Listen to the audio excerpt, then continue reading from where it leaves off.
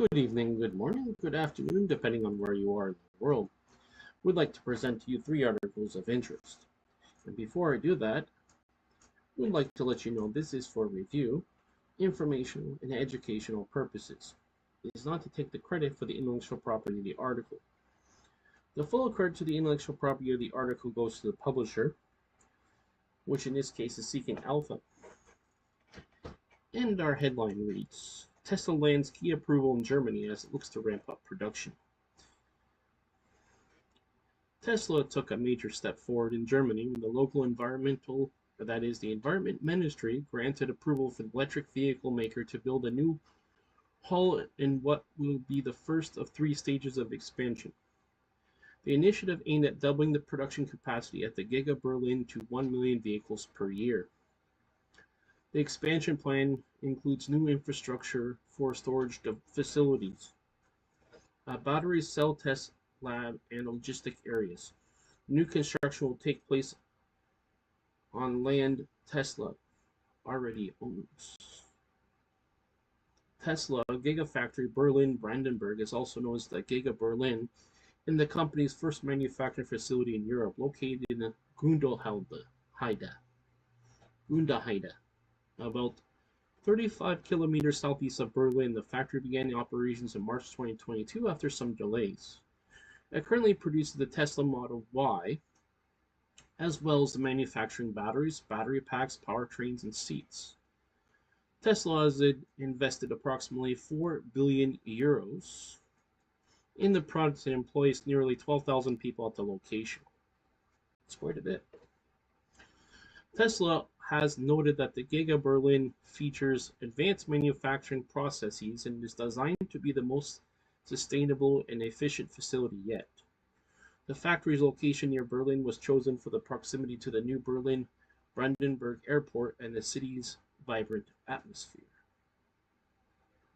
And then the author concludes by saying that shares of Tesla traded flat on Tuesday. The EV stock is down about 8% of where it stood before the robo-taxi event last week. Well, the stock market does go up and down, and that has to do with demand. So demand versus value, perceived value, and price of the stock. So of course, the more perceived value, more than likely the more demand, which of course will make the price higher. And then once people have realized that the price is too high or won't go up anymore, then they'll start selling. If more people sell than buy, the price will go down. So that's how it works in a nutshell. Let's go to our second article. And before I do that, I would like to let you know that this is for review, informational, and educational purposes. It's not to take the credit for the intellectual property of the article. The full credit of the intellectual property of the article goes to the publisher, which in this case is Bloomberg, and the story by Ellen Milligan, Alex Wickham, and Jamie Terabay. Headline reads, UK fears Chinese hackers compromise critical infrastructure. Which is, of course, one of the reasons why you're going to need more of those information security / cybersecurity professionals to secure the infrastructure as it relates to the interconnectivity of computers. So anyway, making it sound so fancy. And actually, let's go back to the original one. Ahead of you is just kind of like a sample view of what this would look like in terms of at a workstation and those types of things, whether it's the defender or the attacker. And our caption reads, hackers linked to Beijing have probably compromised supply chains and computer systems key to a range of vital services. Copyright Bloomberg Creative. Now, I don't know if the reason is known exactly yet, although common sense would tell you that they're not doing it for nothing. So whatever the strategic reason is, besides just to be malignant, is not exactly known as of yet, or at least released in the public. But of course, when we talk about hackers, we talk about black hat hackers who do things for malignant purposes, and usually involves a financial gain. There's also other types, subsets of black hat hackers called kitty scripters and also hacktivists, all under the general category of black hat hacker. And their reason for being a black hat hacker, in essence, is for varying reasons, but the result always is the same, which is it's doing harm or trying to do harm to another system. Out of Bloomberg, Chinese state actors have made widespread and likely successful efforts to access British critical infrastructure networks, according to UK officials, underscoring fears of vulnerabilities to increasingly sophisticated cyber attacks by foreign powers. Senior ministers in the Labour government have informed since taking power in July that the hackers linked to Beijing have probably compromised supply chains and computer systems key to the range of vital services. People with direct knowledge of the matter told Bloomberg. Such Chinese activity is systemic and goes beyond the alleged attacks on Parliament and Defense Ministry made public in the past year, said people who requested anonymity to discuss national security matters. The official says successive governments have decided not to make public the full extent of vulnerabilities and that the matter of disclosure was under consideration by the new administration. The officials declined to specify the entities targeted. There may be some good reasons behind that, but it's on a need-to-know basis, and if you don't need to know, you're not going to know. The Chinese embassy in London didn't respond to a request for comment. Of course, they're not going to take any questions. It's not in their best interest. But, of course, they're going to deny it, saying, oh, we had nothing to do with it. But, of course, who do you think these people are working on behalf of? See, when black hat hackers do their work, they have varying reasons for it. But the thing is, there's always a financial interest. So who's the largest bidder? Who are they going to work for that's going to give them the most amount of money? Well, that's the question. British security agencies have repeatedly highlighted the risk of Chinese interference domestically, with MIS Director General Ken McCallum warning in a speech last week in the UK that its allies, quote, should expect further testing and places defeating, unquote, of their cyber defenses. Prime Minister Keir Starmer's administration was informed of vulnerabilities to the UK's infrastructure network soon after July 4 election, to the People said, prompting work on new cybersecurity legislation. That might be quite necessary, depending on what it is specifically. Starmer's office and several departments declined to comment on the cyber incursions. The UK government maintains complete confidence in the robustness of security systems and their adaptive capacity to continuously address and involve and responds to evolving threats, ensuring the safety of all citizens, the Treasury said in its statement. Unrelated video titled Russia, China, Iran outsource hacking to cyber criminals. See, yes, that's what I was just saying. Guess who they're outsourcing it to? As per WION, and this video will be available upon publishing of this review as but the link to this article itself that I'm reviewing will only be available on Rumble, as apparently YouTube is flagging my videos whenever I put links to the articles, which makes no sense whatsoever, but that's what they do, so be it as it may, that's the way I will adapt to the situation. So moving on, while seeking to bolster UK cyber defenses, Starmer's is also attempting to rebuild relations with Beijing, which have run cold since President Xi Jinping's crackdown on the dissent in the former British colony of Hong Kong. Foreign Secretary David Lammy is expected to travel to China this week, Bloomberg reported earlier, and would only be the second visit to UK's top diplomat in 6 years. And there are some more articles you can actually read, but I'll leave that up to you to do here. And it's in relation to UK-China relations. Timing such China exchanges have frustrated recent British governments, even as Western allies such as France, Germany, and the US move to shore up ties with the world's second largest economy. Any goodwill built by then Foreign Secretary James Clairvy's Beijing trip last August was later undermined by British allegations that China was behind hacks of the Electoral Commission and members of Parliament. British officials have also believed that China was behind the recent hack into the personal data of the nation's armed forces personnel, Bloomberg reported in May. I don't know the truth on that, whether that's true or not, but I wouldn't be surprised considering that they've been caught many times even trying to take photos and people wandering onto bases in the US and also trying to purchase farmland near bases for spawning. So I would not be surprised.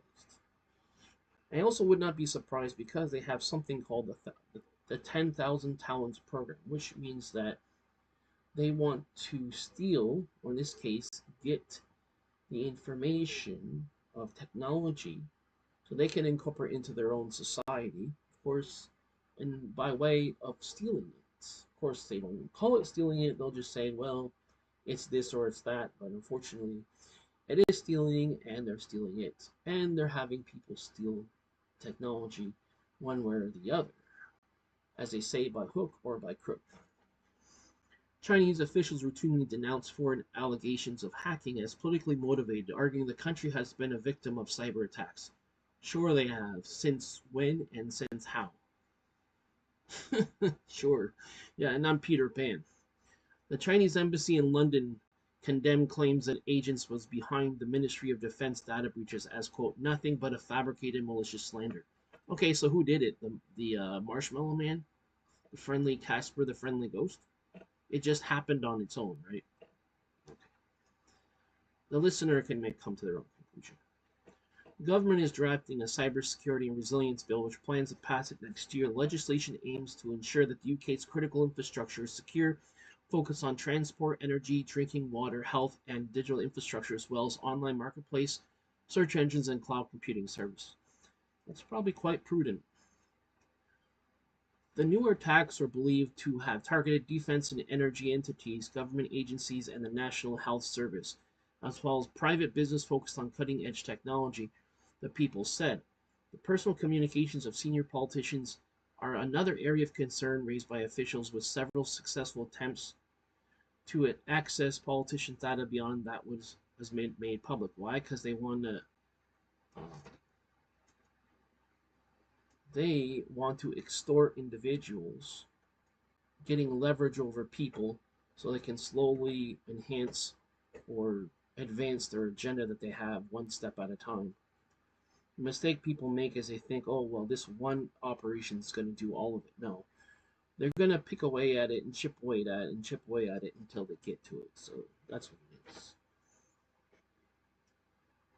As the article states, the concerns do not relate to the specific or new threat of the activity, as it seems as likely to have been taken place for years, they said. Gee, you finally realized it now. It's been taking place for years and you're just finally mentioning it now. Brilliant. While the British officials didn't identify any particular hackers involved in recent attacks, security officials have publicly named China-affiliated groups, including the Volt Typhoon, as concerns. The National Cyber Security Center has warned the group's living off the land techniques allows it to hide within legitimate network activity, could be used for ground for destructive cyber attacks in the event of a conflict or crisis. Of course they are. Of course they are. They're getting this as a leverage point because they see that China's in decline, because they see that the world doesn't need them anymore, so they want tit for tat. That's their version of diplomacy. I know, it's really great. I'd be really proud to be one of their allies. Yes. And we have another article that says Chinese hackers embedded in U.S. networks for at least 5 years. It's very simple to solve this problem. You don't let people work in certain jobs if you weren't born in this country, and if you haven't cleared their security, gotten a proper security clearance. If there's no information on the person, you just don't let them do the work, period. That's it. And you don't let them in the country either. It's not their country. They don't have a right to it. Doesn't matter. Anybody who doesn't like it, they can, if they're not from the UK, they can get the hell out. Who cares? It's not their problem. It's their problem because they want to go to the West because their way of living is backward, and that's the fact. Anyway, just my opinion. U.S. officials earlier this year carried out an operation to disrupt Volt's Typhoon by deleting malware from thousands of internet-connected devices. The group had hijacked to gain access to networks and critical parts of the economy. Yeah, because it never happened. It's just made up, right? Malware just happened. It just programs itself. It just happens out of thin air. That's it. That's it. Among the sectors targeted were communications, energy, and transportation and water systems. And May, acting NCSC chief Felicity Oswald, issued a clear warning about China's intent to hold essential networks at risk in speech. Of course they are. They're holding it as leverage. They're gaining all this, they're holding it as leverage.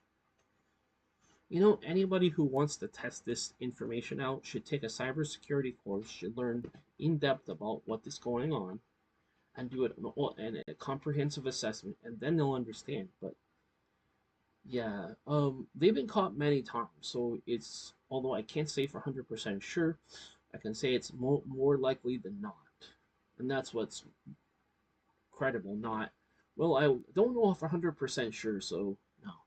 You have, if you're gonna judge something, you have to judge something based upon the majority of the evidence, not the minority. Is quote, it is a warning that providers of essential services in the UK cannot afford to ignore, unquote, Oswald said. Quote, we are past the point of running unsupported systems. It is not tenable. That's why you shouldn't cheap out on cybersecurity professionals. Pay them what they're worth.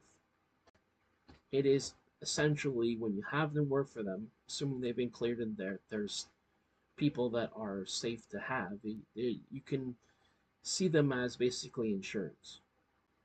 But don't cheap out because it's going to cost you more and you'll have more damages by not paying them, by not employing them, than to employ them. With assistance with Jordan Robertson, Katrina Manson, and Andrew Martin. More stories of this are available on Bloomberg.com, copyright 2024 Bloomberg LP. And that will do it for a second article. Let's go to a third and final article of the review. And before I do that, as usual, I would like to let you know that this is for review, informational, and educational purposes. It's not to take the credit for the intellectual property of the article. The full credit to the intellectual property of the article goes to the publisher, which in this case is CNBC, and the story by Sam Meredith. Headline reads, the solid-state batteries hype is fading, prompting auto giants to consider alternatives. Of course, people have been saying this forever, but they're like, oh, well, that's not true. We need to save the environment. You know? Yes, that's the difference between having something acting on facts and scientific data and acting upon a evil political agenda, in my opinion. Where let's take away people's land, let's stack them in buildings, let's have an excuse, let's put animal life over human life, and let's just outright lie to the public about global warming and then change the name to climate change. And guess what? You're gonna find out you were made a fool of the whole time because see, like it's just like this. It's like if you play your opponent, he can already see 50 moves ahead, and you can only see maybe a couple moves ahead. See, but you think you're going to outsmart the guy who can see 50 moves ahead. I don't think so. What you can do is you can be prudent about it and say, I won't allow this kind of evil brainwashing garbage that has no scientific basis. And even if the result is consistent with what they're saying, the reason behind things is the important thing. Not that something happened, but why did it happen? Oh, didn't consider that now, did you? Here's some important points from the article. The first one is solid-state batteries have long been billed as the holy grail of sustainable driving. Proponents say that they are safer, cheaper, and more powerful batteries for electric vehicles or EVs, as well as faster charging times. Except that hasn't come to fruition. It's improving, you could argue it's going in that direction, but it hasn't actually been realized. There could be another option, however, semi-solid state batteries, which use hybrid design of solid electrolyte, and liquid electrolytes. Third one is 5 years ago, if we talked about this, would have been so excited solid state batteries, transport in environments. Julia Puskanova said, quote, but somehow there is some sort of barrier today. Gee, I wonder what that is. And ahead of you see a picture of a person working with these. It looks like he's sorting or maneuvering them. And the caption reads, car batteries at a factory in Nanjing in China, esteem Jiangsu province. Yeah, that's another problem why a lot of people don't want to buy EVs from China is because they've been known to randomly explode. So yeah. Out of Paris, France, the push to commercialize solid-state batteries for electric vehicles or EVs is still underway, but analyst says auto giants could be on the cusp of turning to a different type of transformative science. Solid-state batteries have long billed as the quote holy grail of sustainable driving. As the name suggests, solid-state batteries contain a solid electrolyte made from materials such as ceramics. That makes them different from conventional lithium-ion batteries, which contain liquid electrolytes.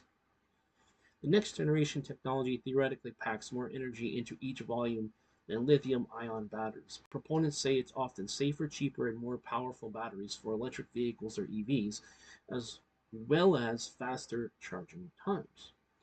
Automakers have invested billions of dollars in solid-state battery research and teamed up with developers to produce their own versions of mass production. Ahead of you have a picture of Toyota, which is a famous car maker brand from Japan. And the caption reads, a sign is deployed outside a Toyota Motor Corporation dealership on January 30, 2024 in Tokyo, Japan. Japan's Toyota, for instance, has said it's aiming to bring solid-state batteries into mass production between 2027 and 2028.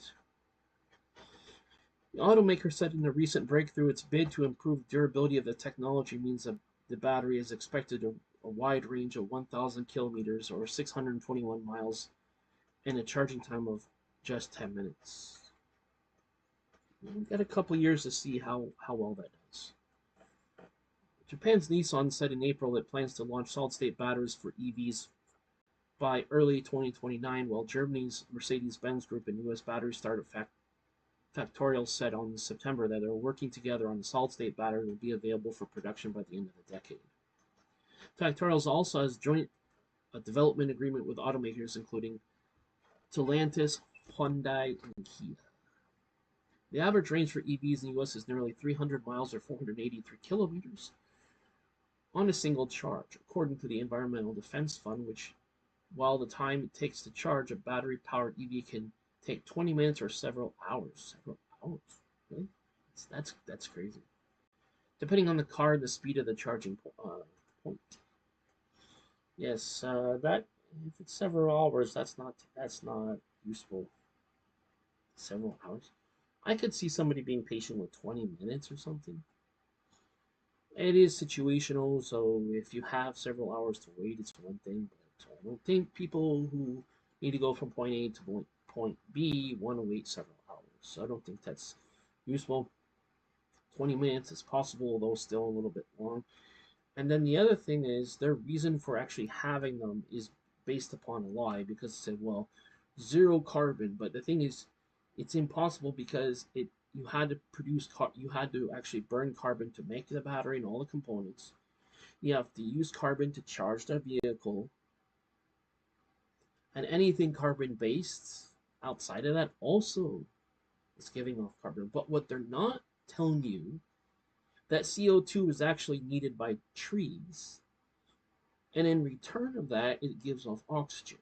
This is why they like trees so much, because trees give off oxygen. And aerobic, which means oxygen using organisms of all sorts, whether it's human beings or whatever, need oxygen, although there are some organisms that are anaerobic which don't need oxygen. But in this case, as it relates to what we're talking about, trees do, and some plants do use carbon dioxide. Of course, they won't tell you that because carbon bad. Well, guess what? Guess what you're made out of? Oh, burning carbon's bad. Okay, really? So what's your solution? See, they have no solution. and what they say doesn't make sense. It's not factual. They just think that if they say something 100 times, people just gonna believe it, because that's something they learned from Hitler, which was if you say something enough times, people will believe it. Well, I'm not gonna believe it no matter how many times you say it, because 1 plus 1 is always 2. It's never 3, 4, 5, 6, or 7, or etc. It's always 2. So guess what? It's not gonna work. It works in the mind of a fool, and it works in the mind of a simple, simplistic person. And as we continue with the article, quote, obviously a result looking very promising, much after that is much safer, much greater energy density, and particularly the charging speeds, which we think is probably one of the main benefits of solid state, Reed told CNBC via video call. Well, you can speak for yourself, because do people want to wait 20 minutes? Probably not. Yet, despite the growing hype over the potential rollout of solid state batteries, analysts remain skeptical about when they'll actually make it to the market. Semi solid state batteries. One major drawback of the solid state batteries, Wood Mackenzie's Reed said, is the swelling of the batteries during the charging, ultimately degradation of the cell and extensive recharging. Guess what? That's the electrochemical response after time, because it does degrade. That is not speculation. Anything of that does a charging process has over time is going to do that. I mean, for example, even let's say in a laptop battery, if you've seen one that's no longer works, take a look at it sometime and see that it's swelled from its size. Why? Because that shows the degradation and the end of the life cycle of the battery. Anyway, continuing on. Quote, 5 years ago, we talked about this. I would have been so excited about solid state batteries. Julia Polisanova, the senior director for vehicles and the e-mobility supply chains at the Campaign Group and Transporting Environment, told CNBC at the Paris Motor Show. But somehow within the space, pilots and commercialization, there is some sort of barrier today, some kind of blockage, because every time I speak with the automotive executives at battery conferences, I keep hearing the same answer, which is, quote, we are 5 to 7 years away, unquote. Yeah, which means that's like the idiot joke. I'll tell you tomorrow, and tomorrow comes. I'll tell you tomorrow. I'll tell you tomorrow. It's like you're crying wolf, and guess what happens? Well, it's not great. That's just playing people for fools, which is what I said earlier. They're playing you for a fool, and that's my opinion. Quote, when you look at the current technology, lithium-ion batteries, they have been improving so much. The incremental improvement of the cheaper technology has also been so good that it's not so attractive anymore to put all this attention on solid state, Polisanova added. There could be another option, however, solid state batteries. These called the hybrid design of solid state electrolyte and liquid electrolyte, and some analysts said they could serve as a bridge between the two types of batteries. Yeah, when they say it's another 5 to 7 years, it means that they cannot produce. And it's very interesting that in any other industry, if you can't produce, people don't want you. But why should I be a fool and believe your 5 to 7 year crap? Just trying to test people. And guess what? Go ahead and test people. We're going to see who's the fool and who's the not. And then eventually, their words will expose them for being the lying, evil person that they are, because they keep lying to the public. If it was so great, why do you need to say 5 to 7 years, 5 to 7 years? Yeah, it's bullshit. You know it's bullshit, and it's just my opinion. Ahead of us, you see a picture of this convention hall, and visitors look at the booth of the CATL, CATL, at the 2023 Shanghai Auto Show in China. Don't make me laugh. Don't make me laugh. Semi-solid batteries have also been commercialized, quote, to quite a good extent, quote, in China, Reed said, and, quote, actually my opinion is that the compromised technology that actually will do away with the need for all full solid state. Yeah, says the industry where their batteries just randomly explode, because I'm supposed to believe that. Quote, given slower, meaning EV demand to the West, and these issues with solid state, you might have some negative announcements or not so positive announcements for full solid state, and actually a bit of pivot to the semi-solid state once been realized a better transitional technology for what the decade needs, unquote, Reed said.